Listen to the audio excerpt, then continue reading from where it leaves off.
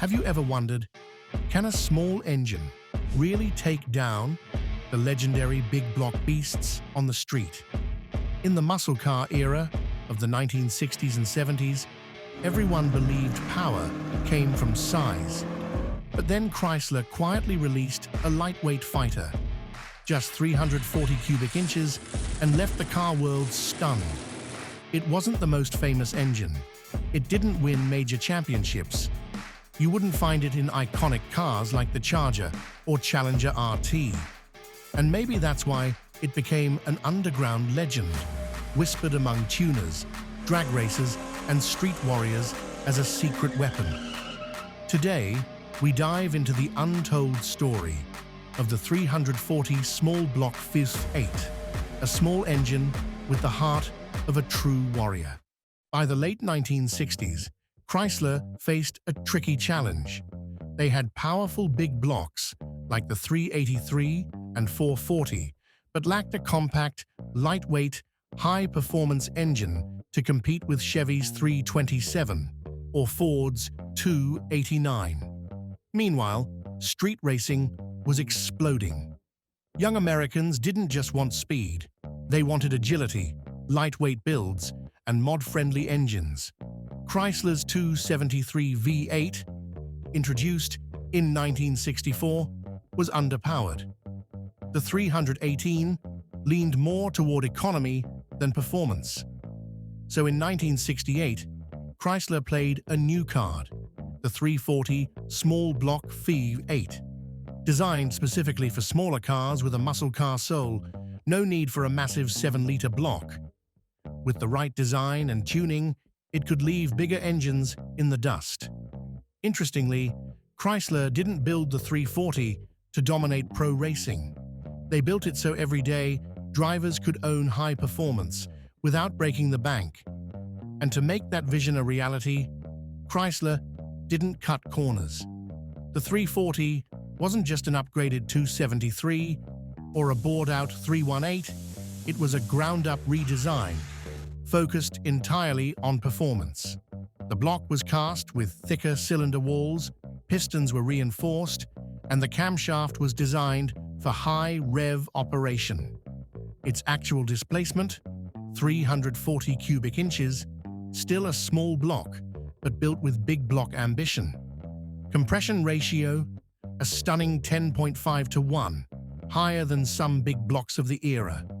It used a Carter AVS 4-barrel carburetor for strong airflow. The cylinder heads featured oversized valves, perfect for high RPM breathing. Dual exhaust with individual headers gave it a savage growl on the street.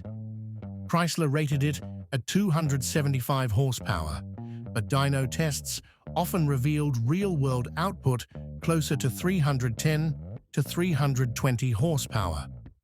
So what made the 340 a true street assassin? It was all about power-to-weight ratio.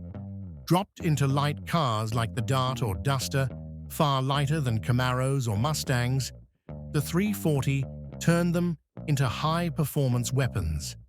And it was those very cars, the Dart, the Duster, and the Cuda, with their lightweight frames, that gave the 340 the perfect battleground to show its full potential. Chrysler didn't put the 340 into oversized, bulky rides. They chose compact, unassuming fighters. The first to carry the 340 was the 1968 Dodge Dart GTS 340, a modest-looking coupe hiding serious muscle. With quarter-mile times around 14.8 seconds, the Dart 340 was more than capable of embarrassing, pricier big blocks. Next came the 1970 Plymouth Duster 340, a youthful, fastback-style ride that tipped the scales at under 3,000 pounds. With a 340 under the hood, it became a true Camaro and Mustang slayer. And then there was the Cuda 340, a leaner, more balanced alternative to the Hemi-powered versions. But with the 340 V8, it was no less deadly, ready to strike at any moment. And it was through those Dart, Duster, and Cuda models that the 340's reputation grew, from garages to streets and drag strips alike. With its compact frame and powerful heart, the 340 quickly became the weapon of choice for hot rodders and amateur drag racers. In the world of street racing, where there were no scoreboards and the finish line was just an empty road at midnight, the 340-equipped cars were the ultimate sleepers. A few simple upgrades: a hotter cam, better intake, freer exhaust, and the 340 could easily reach 350 to even 375 horsepower. But what made it truly special wasn't just power. It was its fast revving nature, razor-sharp throttle response, and rock-solid durability. This wasn't an engine built for show.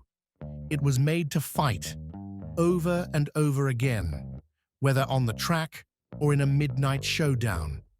And as if that weren't enough, Chrysler pushed the 340 even further, introducing a rare and aggressive evolution: the 340 six-pack. Released in 1970, the six-pack ditched the standard four-barrel carb in favor of three two-barrel carburetors, a triple-carb setup that flooded the engine with air and delivered lightning-fast throttle response.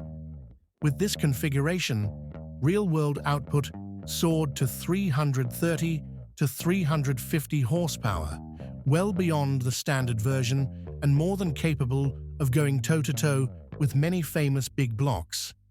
But what made it truly unique was this: the 340 six-pack only appeared in two cars, the Plymouth AAR Cuda and the Dodge Challenger TA.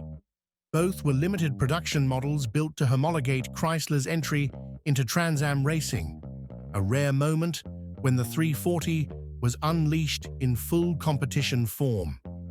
But just as the 340 reached the peak of its fame, the shifting tides of the American auto industry began to rise, and its future was suddenly in jeopardy.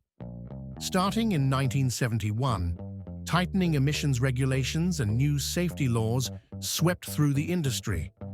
Meanwhile, the looming fuel crisis darkened the horizon. With its high compression, aggressive timing, and unapologetic performance focus, the 340 became an early target for detuning. Chrysler was forced to reduce compression from 10.5 to 1 to just 8.5 to 1 by 1972. As a result, horsepower dropped significantly to 240 horsepower under the new SAE net rating, and the 340 began losing the identity that made it special. By 1973, it was quietly slipping into obscurity, offered in only a handful of models and rarely featured in Mopar's bold marketing anymore. Then, in 1974, Chrysler officially discontinued the 340. No announcement, no farewell. Just a quiet exit from the lineup. Yet sometimes, it's the engines that leave quietly that echo the loudest. And for the 340, its legacy was forged in speed, simplicity, and an unbreakable spirit. Today, original Dartswinger 340S, Duster 340S, and AAR Cudas are considered collector's treasures, not just for their rarity, but because they represent a golden age where performance came before everything else. Collectors love the 340 not just for its power, but for its pure mechanical soul. No electronics, no driver aids, no computer brain. Just iron, gas, and fire. Machines in the truest American sense. And though discontinued since 1974, the 340 is still spoken of with reverence, on par with Hemis and big block legends. And perhaps because of that, the 340 still carries a quiet glow in the hearts of many gearheads. A silent legend that no other engine could quite replace. It didn't wear a Hemi badge or get media spotlight, but it stood for something real: performance, pure mechanics, and unshakable spirit. That's why today, The 340 isn't just an engine. It's a memory, a statement from a generation that lived for raw speed. And what about you? Have you ever sat behind the wheel of a 340-powered machine? Or in your mind, what's the greatest small block in American history? Drop your story in the comments.